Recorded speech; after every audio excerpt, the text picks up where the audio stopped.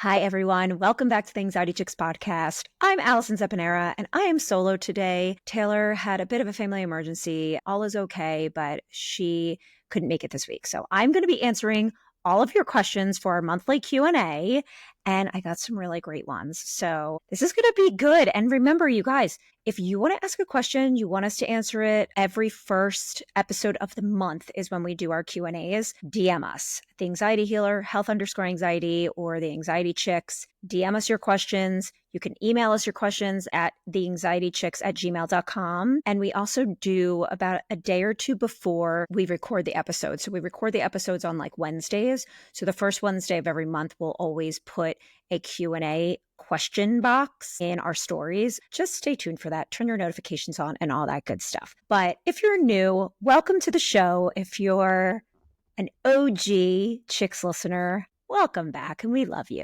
Before we get started, I just want to say thank you to everyone that's been supporting us, and we've been really growing on Instagram at The Anxiety Chicks, and we've just been posting more content. We're going to be, if you haven't heard yet, we're going to be making a couple changes just to kind of our brand, and we really want to get our podcast out there a little bit more. So we're hiring a couple people, and we're just going to have some really great content to come up. And we're going to have really good guests coming up. We're doing a lot more of sort of like real life healing stories. We've done them in the past, and I've really just wanted to get some people on to tell their stories about healing anxiety and just mental health in general. So if you're someone that's interested in that, also email us, theanxietychicks@gmail.com, or DM us at The Anxiety Chicks. But today we're going to get to some questions. And if you're really loving the show, if you really either listening or you're watching on YouTube, our YouTube is fairly new. We have maybe 10 episodes so far uploaded, maybe a little bit more on YouTube. We'd love for you to go and support us and subscribe to YouTube and leave us some comments. We'd really, really appreciate it. Or if you're not a YouTuber, not YouTube person,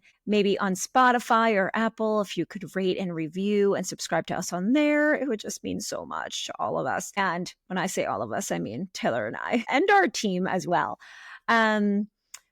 There's so many podcasts. There's just saturated with podcasts, incredible podcasts. I'm a huge listener of podcasts. And so we kind of started when there wasn't necessarily a whole bunch of mental health podcasts out there. And so we've kind of grown, which is great, but we'd really love to continue to grow and continue to get our word out there. Our podcast isn't for everybody. There are some people that, aren't really a fan of the way that we kind of just have conversations on here. And that's totally okay. We're not for everybody, and we're also not perfect. And I don't want to speak for Taylor, but we've talked about this a couple of times. So anyway, I don't want to just do this whole drawn out thing. If you could just subscribe and leave us a review if you're really enjoying this, please, and share it with your friends. We'd really, really appreciate it. Okay, so without further ado, let's answer some questions from y'all. Okay, so the first one is something that I think we've kind of talked briefly about, but people are asking their questions, and I just want to give answers. They're not going to be too long-winded. It's going to be a shorter episode. So we'll get through them. If you've heard the question before, then here it is again. And, it's always a good thing to kind of hear things more than once. That's what I think, at least, right? 6 in your brain. Okay. So this person asks, can you use, while treating your anxiety in therapy, is it good to use medication as well? And my response, and it has been since I started the show and started my career as a psychologist, is that medication is an incredible tool in a lot of people's toolkits, but only if it's prescribed appropriately and managed appropriately by a appropriate medical professional. So many people get their medications from their primary care doctor. Totally understandable. That's kind of the first place people ask about it. But my suggestion, even if you are primarily going to your doctor right now, if you're watching or listening to this, I would suggest for you to get an evaluation by a psychiatrist and get your prescriptions from a psychiatrist, not a general practitioner. And the reason for that is because a psychiatrist is going to sit down with you the first session. Now, it is an investment. It's going to be a bit pricey for the first session, but it is worth it because they're going to sit down with you for at least an hour, hour and a half, and they're going to do a comprehensive evaluation and assessment of what is happening to you psychologically and biologically in your brain. And they are trained to know about psychopharmaceutical drugs. And they are going to know, based on what you tell them in this evaluation, what may be the best type of medication for you. General practitioners don't have the training that psychiatrists do and neuropsychiatrists. And it's not as extensive, I should say, right? Because psychiatry is a specialty. So they specialize in the mental health space when it comes to medication. So that's going to be my recommendation. I think medication is an amazing thing. As a holistic psychologist, people think that I just don't believe in medication. And I'm, what do you do if without medicine? Or, they all think I'm this just person that doesn't, but that is not it. Actually, really, I have my own medication. I mean, I am a huge proponent of science and medicine and pharmaceuticals if it's prescribed appropriately and managed appropriately. So that's the first question. Mic drop. I will always answer questions, by the way, about medication. It is something you cannot hear enough. All right. Next question. Is nausea common with anxiety and depression? 100% yes. Nausea is actually one of my biggest, most intense symptoms. Stomach aches have always been an intense symptom for me since I was a little kid. And I didn't really know what it was back then. I talk a lot about that on some other episodes, but I definitely was always in the nurse's office during big family holidays and social situations. I had stomach aches. I didn't want to go places. I definitely struggled with social anxiety. And I now realize that it still happens to me. I'm just so much more confident in the way that I manage my anxiety. And I'm educated about myself and I understand what's happening to me and I don't get scared like I used to.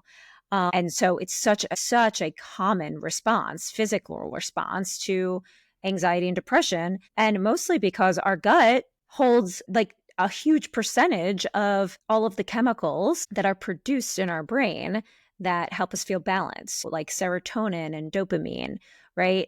Those are all those are both very important chemicals in our brain that help us feel balanced and help us feel like we are at this homeostasis place, which basically means we're kind of at an even keeled level with our body and our brain, right? We're kind of inside our window of tolerance. And when the amygdala and the fear center part of our brain is activated, right, and our sympathetic nervous system's activated, then that translates to our entire body. That transfers to our entire body. It doesn't just stay in our brain. Our mind and our body are connected. And so because the gut produces so many of those types of chemicals that create balance for us, if our gut is upset and maybe we're not taking care of our gut and we're not taking care of whether it's food or lifestyle, then we're going to feel anxious. And that can contribute to more anxiety and vice versa.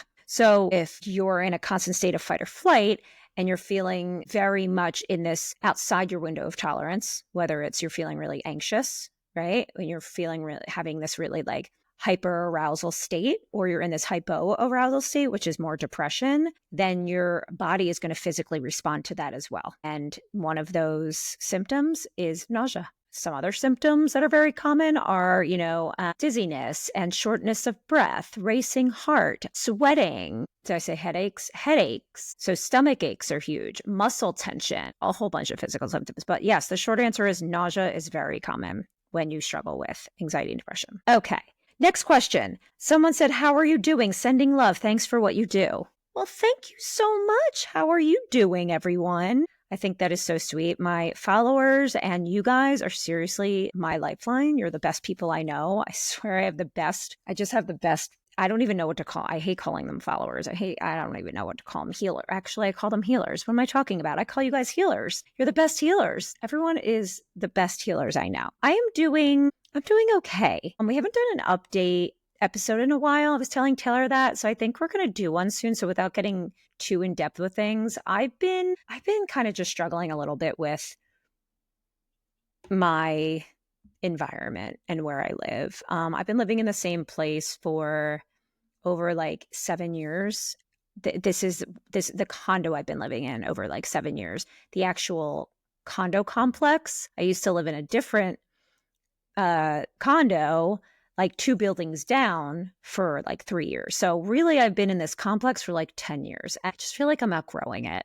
I really want more space. I want some outside space. I mean, my friends have these like beautiful houses and when I go visit them, it just looks so, I don't know, it feels so calming and it feels I feel like I'm outgrowing this, and I have really worked hard to try and have a lifestyle that I feel like I can afford some of these things. I'm not rolling in the money, but, I think I can deserve to kind of move on at some point soon. And so thinking of doing that, and I just, it's just kind of bittersweet too. I come into my condo, I'm alone. And so for any of you that subscribes to the Anxiety Healer on Instagram or follows me on TikTok, I talk a lot about dating. So if you're interested in that part of my life, go subscribe to the Anxiety Healer on Instagram. I talk more about it really in depth there. And then I post some things on TikTok sometimes. Yeah, it's been a struggle. I mean, I'm going to be 45 this year. I feel really, I don't know, I feel kind of alone, and I don't feel lonely all the time, right? So feelings are very fluid, and there are moments I feel lonely, but I can kind of get out of it. And just recently, I've been really longing for partnership and companionship. And I've sort of longed for that every now and then over the last, like, whatever years of my life, but just really want like a companionship. And I just feel very indifferent about it, which I think is actually not good, because once you feel indifferent about something, not caring, that sort of means that you don't care. And that's worse than even being angry about it, because at least I have an emotion about it. And I'm not angry. I'm not excited. I'm just not. I feel like I'm numb when it comes to dating. And I don't know. I just don't really want to give up. And I just feel so hard to not want to give up right now. I'm trying to figure that out. And I really want to put myself out there. And for anyone listening that's single, I don't think it matters what age you are. It is, I don't know why. I feel like it's the hardest time most hardest time than ever. I'm not even talking correctly, so my apologies, but it's the hardest it's ever been for me. And I'm hearing that from a lot of people when it comes to dating, and I'm not really sure what's going on. Trying to get a guy to ask me out and actually hang out is, I don't know. It feels like I'm grasping at straws when I do it. And I'm talking about the apps. I'm not really meeting anybody off the apps. But anyway, okay. I said this wasn't going to be long-winded. I'm going to do an update episode about this with Taylor. So stay tuned and you'll hear more about it if you care. If you don't, then skip that episode. Okay. How to deal with insomnia. All right. Listen. Insomnia is, oh my gosh, it's so debilitating. And for anyone watching YouTube right now, I'm actually rubbing my eyes because it's nighttime here. And I'm just hearing the word insomnia kind of makes me anxious because I've been really struggling with sleep. But I don't necessarily have insomnia, thank goodness. But I know how debilitating it is. I actually work with some clients who, it's so debilitating. Like, can't get more than 3 or 4 hours of sleep even if they tried. And one client actually that I've been talking to she is participating in like the sleep study, and so that's one thing I actually would suggest, because there have been clients and there have been people in my life that have been able to find sleep studies and also programs specifically for sleep. So there are some cognitive behavioral programs that are specifically for sleep that have shown really high success rates. So I will kind of look into that if it's really debilitating, because sometimes we just need something more than all the things we're trying. All the things I'm going to suggest are probably people listening with insomnia have tried, right? Like, sleep hygiene is huge. The sleep environment, making sure the sound, if you get a noise machine, if it's too noisy, and make sure you wear a sleep mask if it's too bright, and make sure you turn off your electronics before bed and get yourself ready for bed at the same time and wake up at the same time. Make sure you have a routine before bed. Maybe you read, try and do some really calming meditations and like quiet your brain. All of those things are going to be so helpful. But really, when you struggle with this like debilitating insomnia, then some of those things, aren't even going to help. So I would suggest definitely looking into those sleep studies and also talking to your doctor about it. There are some medications that can be helpful. I'm not a doctor, so I'm not going to talk on those. I don't know the types of medications for that. I just know that there are people that have had them that help. So that would be my suggestion. All right, let's see. How do you tell the difference between heart palpitations and PVCs and PACs? Okay, so this is probably a question for Taylor. She struggled with panic disorder for a long time and heart palpitations, and she talks about this a lot. And I'll save this question for her because I feel like she would definitely have a better answer than I do right now. Whoever asked this question, my apologies, but I will make sure to send it to Taylor. Okay. Or maybe DM Taylor and ask her in her DMs. I'll let her know. I'll send this to her. Okay. How do you deal with panic when you have kids and can't take a Xanax, for example? Oh my gosh, this is a loaded question. Mostly because I'd want to hear more about what is creating this panic and anxiety for this parent, because there is nothing more unpredictable than children. And so if you struggle with anxiety, you have to remember anxiety thrives on unpredictability, right? If things are unpredictable in your life, anxiety loves to attach to that. Anxiety loves when things are unpredictable. It's going to keep telling you that this is going to be too hard and that, oh, what if this happens? What if this happens? Anxiety is going to start getting loud and making up all these stories in your head. And to be honest, when you have children, they are unpredictable. So I would really try and become clear with what it is that's really creating the anxiety for you. I would seek support. I would seek professional help. I think every single parent deserves to have a therapist and seek professional help, because it takes a village, with children, and you deserve to have that time to process and reflect on how it's affecting you. Of course, it's okay to do that. Doesn't mean that you're a bad parent. There's a lot of parents that I see in my practice and that I work with in my coaching program, and they are constantly having this inner critic all day, every day about being a bad parent and things that they did wrong, things that they said wrong, things that they should have done differently. And they're constantly evaluating and criticizing themselves. And the fact of the matter is, there is no rule book for parenting. None. There's amazing books to help you through it, but there is no rule book, because there's no child that is exactly the same. There's different, techniques and tools and ways to communicate with your children and ways to show love. Kids really just want to be loved. We all want to be loved. But we also have emotions that come up for us as parents. Everybody has emotions. We still get angry at times. We get frustrated. And maybe not even at your kids. You're just feeling overwhelmed. Maybe your relationship with your partner, right? You're feeling, I don't know, maybe that you're ashamed about something, or you're feeling guilty about things. It's hard for you to say no. There's a lot of perfectionism when it comes to parenting. All of this critical stuff that you need to have an outlet where you can reflect on and have that space for you to be present with yourself, with a therapist. That is going to be my biggest suggestion. And if it can be hard to find a therapist that fits with you. So I get that. I totally get that. But I want you to try not to give up, okay? And if you need resources or you need help, please DM me and I can help you maybe try and point you in the right direction, let you know some therapists, red flags, green flags, you know what I mean? So just give yourself that time and give yourself some grace. And listen, everyone's going to yell at their kids at some point. It's just going to happen, And the best thing you can do in those moments when you feel like you kind of get out of control is to take a step, regroup, give some space to your kids or yourself, whatever, if you can, and come back and have a conversation and teach your children what you know about yourself from that experience. Teach them, make it a teaching moment. Let them know what feeling you were feeling and let them know that it's okay. Say if you're angry or you're disappointed or you're frustrated, use those words, use those feelings. Word. I was really frustrated because I was telling you to do something 4 times. And after the 3rd time, I started getting angry. And sometimes when I get angry, it's really hard for me not to react, but I'm working on it. I'm really working on it. And here's how I'm working on it. And maybe we can work on it together. What do you say? Right? And then maybe you make a, behavior chart for both of you. I've done that with families where I do this sort of behavior reinforcement chart for the kids,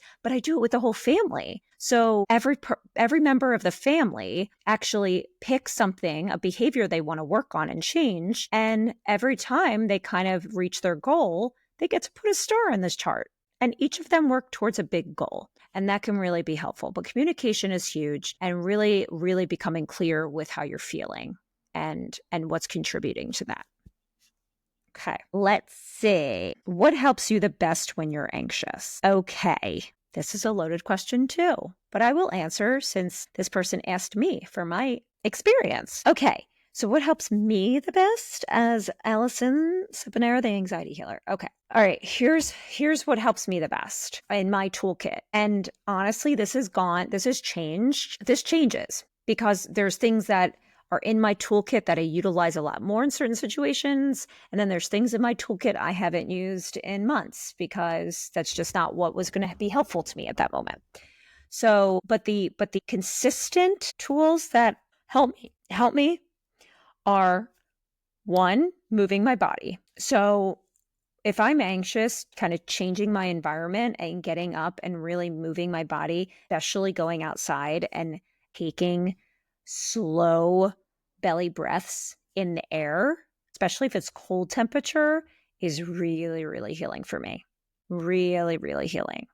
I'm able to breathe. I'm able to get oxygen to my brain better. I can breathe in a more systemic way, which means I know kind of I'm moving my body and I know how to create a breath pattern for myself that I inhale and the exhale is longer.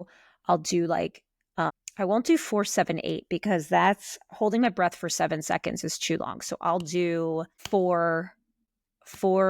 What do I do? I think I do 4-6-8. Anyway, I breathe in for 4. I think I hold it for like 2 to 3 seconds actually. So I do like 4. I breathe in for 4. I hold it for 2 to 3 seconds and then I breathe out for 8, like 6 to 8 seconds. So I will always breathe in for 4. I'll hold it for about 2 seconds and then I'll breathe out for 6. So I'll always kind of keep that pattern in my brain. And I have really worked hard on learning how to breathe from my belly. So if there's one thing that you do every day and you work on as a practice, it's diaphragmatic breathing or belly breathing. Get into the habit of breathing from your belly. I mean, when I was starting to do a breathwork practice and like really trying to create the habit of breathing differently, I would put on my smartphone every half hour, belly breathe. It would just say belly breathe. And it would come up and I would think to myself, oh my gosh, yes, this is an intentional stop for me, right? It's an intentional break for me to like breath break. And I would see it come up on my phone and I would say, oh, okay. And I take a breath. I'll show you guys. I put my hands on my stomach. And when you belly breathe, you want to make sure your stomach rises when you're breathing in and then it falls when you're breathing out. So I would do like 3 of those every half hour, honestly, when I was really, really struggling with a lot of anxiety about 10 years ago. And so really get into the habit of breathing in the way that really gets oxygen to your brain. That's huge for me. And then the other exercise that always helps, especially when I'm nauseous, for the people that asked about nausea, is progressive muscle relaxation. And you can basically do this anywhere. People don't know you're doing it. You might not be able to contract the muscles in your face or like your shoulders if other people are around, if you don't want to. I mean, you totally can go to the bathroom. But essentially, progressive muscle relaxation is tensing different parts of your body and then releasing the muscle. So you're kind of like creating this tenseness yourself. And then the release is so much more effective. Even if your muscles are tense already from anxiety, you're actually creating this intensity and making it more intense, because then if you do that, when you release it, it's even going to be more calming. So those are my suggestions for what I do, which the top tools that really help me, the top.